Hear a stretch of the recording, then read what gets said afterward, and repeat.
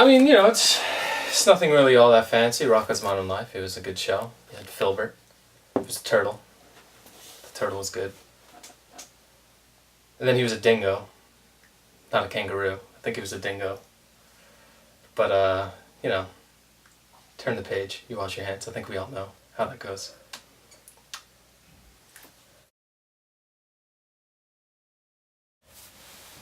Now or in the past? I mean, right now, I was a little shit as a kid. I mean, I've done a lot of growing up, but I used to play a lot of pranks. Waitresses did not like me. I would just make things up on the menu or mispronounce things on purpose and just make them feel retarded for not knowing what it was. And I would order things, and when they would bring it over, before they even put it down, that's not what I ordered. And she was just about to walk away, and I just took it from her hands like, it's okay. And just, they fume. I don't know. It fed my fire, I guess. I don't know. But, I mean, you could get pickles and water for free at Wendy's, or Burger King. I think Burger King. You can get pickles and water for free.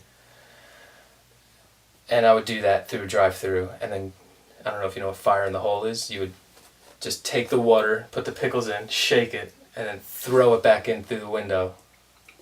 And it would go everywhere. And it was free, so I guess... Yeah, I don't do that anymore, though. That was a bad time in my life.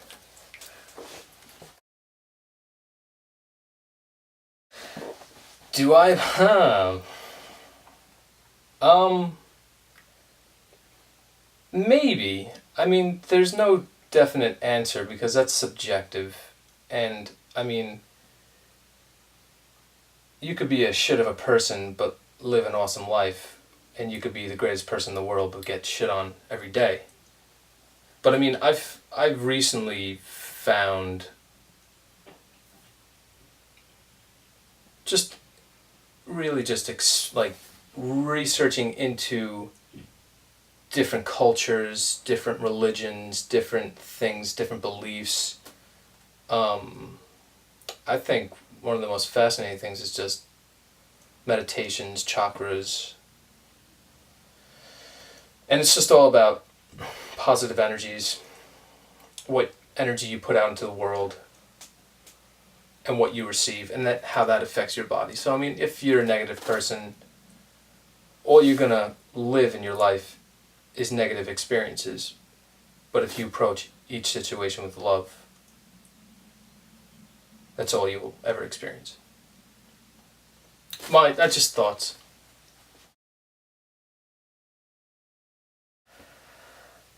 I don't really like Macs. But I would take a Dell. If someone gave me a Mac, I'd take a Mac. More of a PC person. I have a PC. I mean, Macs are nice. They're flashy. They do stuff. It's a computer.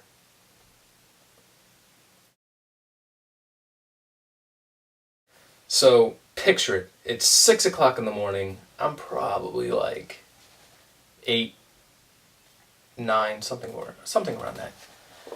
And I had a cat, so I woke up, thought, hey, I'm gonna feed my cat. So I grabbed the can of cat food, and I opened, the tab, and it stuck around my finger. So I'm gonna push the lid off, like a smart person would, but I slip and I slice my finger, like, almost to the bone. It hurt. Kind of. I mean, not right away, but then, like, I didn't even look at it. I just grabbed it, and then it just opened. There's, like, blood everywhere. I'm like, fuck. So, like, I wake my mom up. She's, like, too tired to even know what's going on. I'm like, I cut my finger really bad. You have to get up. So we went to the hospital, and then, I got stitches. I got 4 stitches. I'm all better, but it was memorable. It was memorable.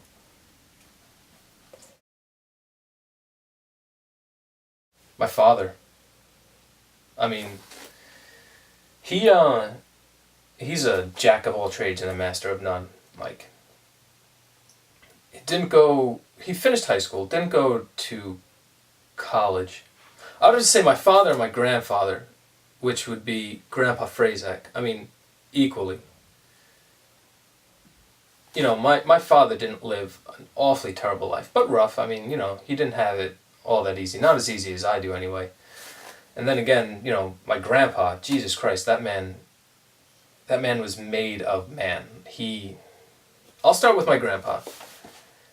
You know, he was born in Poland, but he grew up in France. Northern France, Dinan, it's the province of Brittany. He worked in a coal mine when he was like 12 until he was 19. And he went in that coal mine from dusk to dawn, and he didn't see sunlight for years, just 7 days a week working, because that was just, you know, when you live in that type of society, you worked, and that's all you can do. And like, he had to provide for his family. I don't know what happened to his dad, but I know his mom was there. And he worked, you know, and when World War II hit, he then ran away on a 2-person bicycle. He planned this, you know, with his cousin. His neighbor had a 2-person bicycle, and bombs are dropping outside. They can hear it exploding, and he just told his mom, "Mom, I'm going to be right back. I have to go outside. I'll be right back." And, you know, she says, "Stefan, you can't go outside. There's bombs dropping outside. Like, you'll be killed." She said, "Mom, I'll be right back. I just have to do this." Goes to his cousin's house, tells him, "Listen, I'm out of here. Like, I can't do this anymore. Either you're coming or..." And his cousin just couldn't do it. Like, it's change, you know, that's a big thing for some people. A lot of people are afraid of change. I mean, I think that's something we're very conditioned to, for a reason. But, you know, he just left. So he ran into his friend, and he told him, "Listen, I'm getting out of here. If you want to go..." I was going to take a 2-person bicycle with my cousin. He doesn't want to go. So I forget his name. I think his name was Nicholas? I'm not sure. But it was him and my grandpa, and they just rode down south. And they eventually... Craziest story of all, once he steps out of his house to leave, he sees an airplane fly overhead, and he just starts staring at it, and he sees something come at him, and the plane drops a bomb. So he knew right away what it was, and he's just struck with fear. Watches this thing drop, and hits the flower bed 20 feet in front of him and doesn't explode. I wouldn't be here, Alex wouldn't be here. Crazy. So he's like, "Fuck this, I'm out of here." So proceeds to do what he does, rides down south, picks up on a merchant marina, sails around the world, joins the French Foreign Legion. He was on like 2 or 3 sinking ships that were attacked by submarines, U-boats, and then just comes to America. Crazy life. My father, you know, I have to respect him. Just what he's done for me to put me in the position that I am right now. I owe everything to him. I mean, he sacrificed so much of his life to make sure that his children had more than, you know, what he did.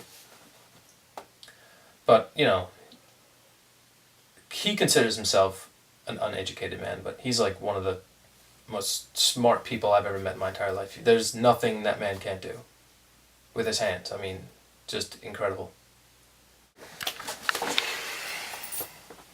You're up.